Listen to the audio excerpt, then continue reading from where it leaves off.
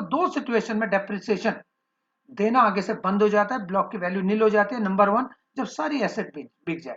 अब जब एसेट्स ही बिक गई है तो आपका वो ब्लॉक ही नहीं बचा, और जब ब्लॉक ही नहीं बचा तो डेप्रिसिएशन नहीं मांगा जाएगा, यानी यहां पर सब कुछ बिक चुका है और अब कैपिटल गेन या लॉस की बात होगी। दूसरा, अगर आपने टोटल वैल्यू ऑफ ब्लॉक को आपने किसी एक या एक से ज्यादा एसेट को उस वैल्यू से भी ज्यादा रेवेन्यू जनरेट उससे कर लिया है, तो again your value of the block becomes nil at the end of the year, and in these two situation जो आपके पास है कैपिटल गेन आएगा। इसका मतलब किसी एसेट को बेचने से कैपिटल गेन आएगा नहीं, किसी भी ईयर में आप कई एसेट बेच सकते हैं, खरीद सकते हैं, कोई दिक्कत नहीं है, लेकिन कैपिटल गेन दो ही सिचुएशन में होगा। एक तो जब सारी बिक जाए एसेट्स, और जब कोई एक या एक से ज्यादा उस प्राइस से ज्यादा में बिके जो टोटल वैल्यू ऑफ ब्लॉक है। इसका मतलब एक ब्लॉक में 5 एसेट्स हैं, हम 4 एसेट्स को बेच देते हैं पर उनका प्राइस कम रहता है उस टोटल वैल्यू ऑफ ब्लॉक से। 1 करोड़ का टोटल वैल्यू ऑफ ब्लॉक है और हम बेच रहे हैं उन्हें 70 लाख में, तो क्या वैल्यू ऑफ ब्लॉक नील बनेगा? नहीं। और जब नील नहीं बनेगा तो क्या कैपिटल गेन होगा? नहीं। इसका मतलब एसेट हर बार बिकने से कैपिटल गेन नहीं होता, ये तभी होता है जब ये दो एसेट आप लोगों के पास इस तरह से ट्रांसफर हो कि उसकी value at the end of the year nil बन जाए। तो इसका मतलब अब यहां पर हम ये लिखकर चलते हैं 5th, it means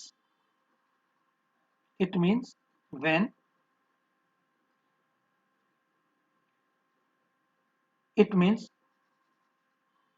every time when depreciable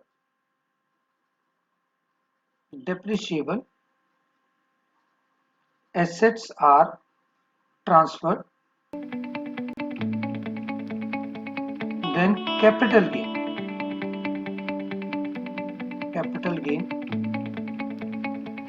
does not attract, it attracts only in above two situations. It means every time when depreciable assets are transferred, then capital gain does not attract. It attracts only when above two situations are arising. ये इन्हीं दो situation में आपके लिए arise होगा, इन दो situation में arise होगा, यानी हर बार ट्रांसफर होने से कैपिटल गेन अट्रैक्ट नहीं होता।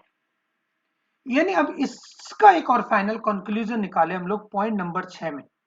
पॉइंट नंबर 6 को अगर हम लोग एक और इसमें कंक्लूजन निकाले तो वो ये कंक्लूजन निकला कि अगर आपके पास किसी एसेट पे डेप्रिसिएशन लगेगा उस ईयर में तो कैपिटल गेन नहीं होगा, और कैपिटल गेन होगा तो डेप्रिसिएशन नहीं मिलेगा। तो दो बातें होती है एक एसेट के बारे में, यानी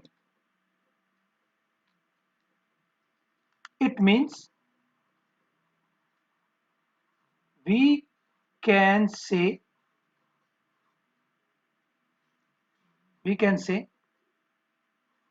if depreciation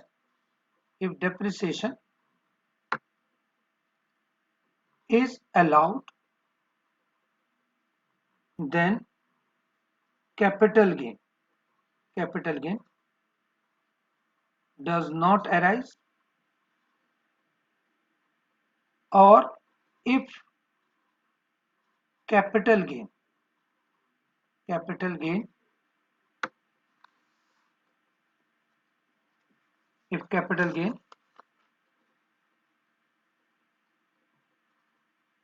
arises, then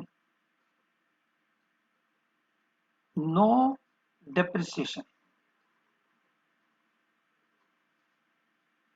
is allowed or claimed। मतलब दो में से एक ही बात है, सीधी सी बात है।